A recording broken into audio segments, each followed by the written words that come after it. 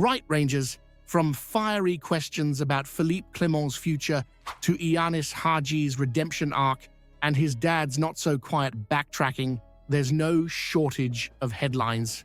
Oh, and did you hear about Rangers making moves for a Sweden international, or Chris Sutton sticking his nose where it doesn't belong again? And just when you think it couldn't get juicier, there's Patrick Stewart's condescending comments and a huge twist in the Morgan Whitaker transfer saga. This is the kind of chaos you don't want to miss, so stay tuned, because by the end of this, you'll be wondering if the board's got it right, if Clements on borrowed time, and if Rangers are setting themselves up for a proper rebuild or just more of the same. Let's dive in. Neil McCann's been caught in a bit of a sticky one, hasn't he? Getting grilled on the telly with a question sharper than a Glasgow breeze in January. The whole hoo-ha about Philippe Clement's future at Rangers feels like it's bubbling away, doesn't it? 2 wins in 6 games is hardly the stuff of dream, and the away form's been about as reliable as a corner shop trolley in a storm. 3 wins on the road, 13 points. You'd think we were talking about a mid-table team, not a club of Rangers stature. Fair play to Neil, though. He sidestepped that question like a winger in his prime. But let's not kid ourselves. There's pressure mounting on Clement, even if the new CEO's doing his best to play peacemaker. The fans aren't daft, and they're not exactly the patient type either, especially with a 15-point gap to Celtic, making the league title feel like a pipe dream this season. Home form's been decent, but it's not enough to paper over the cracks. Folk leaving early during a win at Rangers, that's a statement, if ever there was one. The Belgian's got to sort out the away days pronto, or he'll be packing his bags quicker than we can say rebuild. Here's the big one for you, though. Should the board stick by Clement for the long haul and give him time to sort out this mess? Or is it already time to show him the door and bring in someone new? You tell me. Ianis Haji, what a saga, eh? The lad's gone from being a bench warmer to a potential savior in what feels like the blink of an eye. And his dad, Georgia, well, he's never shy of a headline, is he? 1 minute he's telling Rangers to shut up, and the next he's all smiles and praise for Clement. Classic football parent behavior. You can see where Ianis gets his flair for drama. To be fair to Haji Jr., his numbers this season aren't half bad. 4 goals and an assist in what amounts to about 9 full games. He's showing flashes of the player who lit up our title-winning season.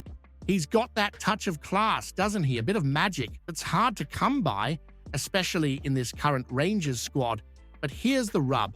Is Haji the long-term answer, or are we better off cashing in while his stock's rising? That £1.5 million being bandied about feels like a bit of a cheek, though. You'd get more for a promising teenager these days, let alone a proven talent like him. Clements clearly warming to him, but it's obvious he's after a proper winger, a Václav Černý type apparently.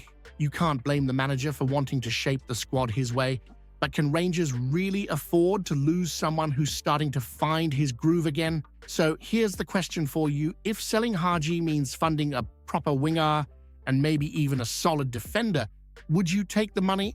Or is he worth holding on to for the magic he can bring to the team? Let's hear it. Well, it looks like Rangers are properly gearing up for this transfer window, eh? A Sweden international like Hjalmar Ekdal could be just what the doctor ordered.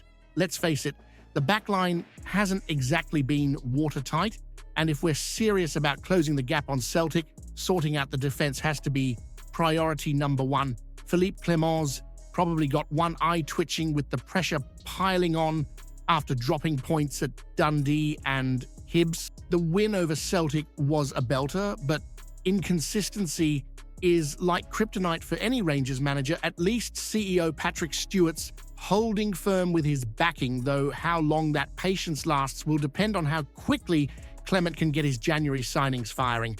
This Ekdal lad sounds like a proper unit. Centre-back with intelligence and athleticism.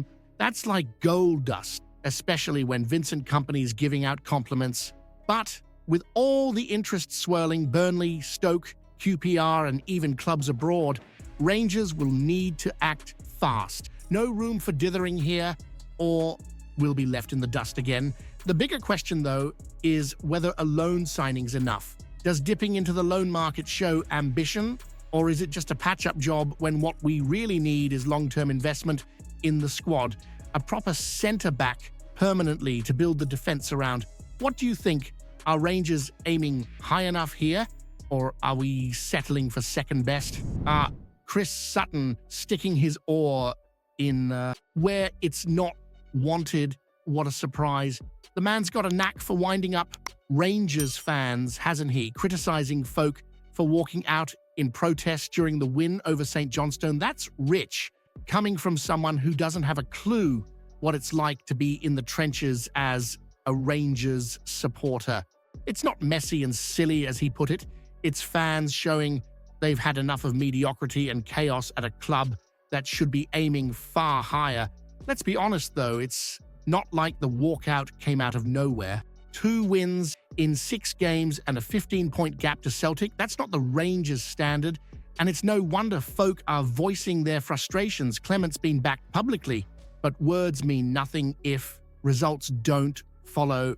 It's time for the Belgian to prove he's up to the job, especially away from home, where performances have been downright embarrassing. Still, the protests do come with risks. A divided fan base is the last thing the club needs right now. Booing the walkout during a win shows just how fractured things are. Winning games consistently is the only way to pull everyone back together. If Clement can't deliver that, then, as harsh as it sounds, maybe starting fresh with a new boss is the only answer. Here's one for you. Do you think protests like the walkout are the best way to make the board listen, or are they doing more harm than good by causing division among the fans? Well, Patrick Stewart's managed to stick himself in the middle of a storm quicker than you can say, read the room, hasn't he? Telling Rangers fans he won't make popular decisions is a bold move, but when your boldness starts sounding like condescension, you're asking for trouble. Rangers supporters don't take kindly to feeling dismissed, especially not when we're 15 points adrift of Celtic. It's like being told to sit tight on a sinking ship. Keith Jackson's got a point here. If 15 points behind isn't a sacking offense, then what is? It's a dangerous message to send, like saying mediocrity is suddenly acceptable at Rangers. And if Stewart ends up backing Clement one week, only to bin him the next, it'll just make the CEO look clueless. That kind of inconsistency would leave the fans wondering if Stewart's the right man for the job himself. Clement's not blameless, of course. His tactics have been picked apart more times than a dodgy kebab, especially on the road. But he's also working with a squad that looks like it was cobbled together in a panic. The banners, the protests, it's not just about Clement, it's about a club that's been run like a soap opera for far too long. Fans are rightly furious, and if the board thinks they can fob everyone off with half measures, they're in for a rude awakening. So here's the big one for you. If the board doesn't act fast to restore some faith and standards, are they risking more than just poor results? Could we be looking at a fan base completely losing faith in the club's leadership? Well, the Morgan Whitaker saga feels like it's been dragging on longer than a wet Glasgow winter, doesn't it? Linked to Rangers for what seems like forever, and now it looks like Burnley are making their move again. An official bid, according to Fabrizio Romano, and suddenly our hopes of landing him look about as solid as a paper umbrella. Typical. Let's not forget Whitaker's no stranger to turning heads. He's been a standout for Plymouth, even with them languishing at the bottom of the championship. That goal against Brentford in the FA Cup, absolute belter, a left-footed rocket to dump a Premier League side out of the cup. The boy's got quality, and it's clear he's destined for bigger things. Back in September, he was still leaving the door open for a move, but Plymouth's hard stance hasn't exactly helped matters. They shelled out £1 million to sign him, so they're not letting him go on the cheap, and now Burnley's sniffing around again. It's starting to look like Rangers might be priced out of this one. £7 million in the summer was apparently too rich for our blood, and you'd imagine Plymouth's asking price hasn't dropped since. The question is, should Rangers be going all in for someone like Whitaker, a young, dynamic player who could genuinely lift the squad? Or is it madness to be chasing a transfer battle with English clubs when the money down there is on a completely different planet? You tell me, are we aiming for the stars here, or just setting ourselves up for disappointment? If you haven't seen yesterday's video yet, you're missing out. Explosive news about Rangers that'll leave every fan stunned. Go check it out now.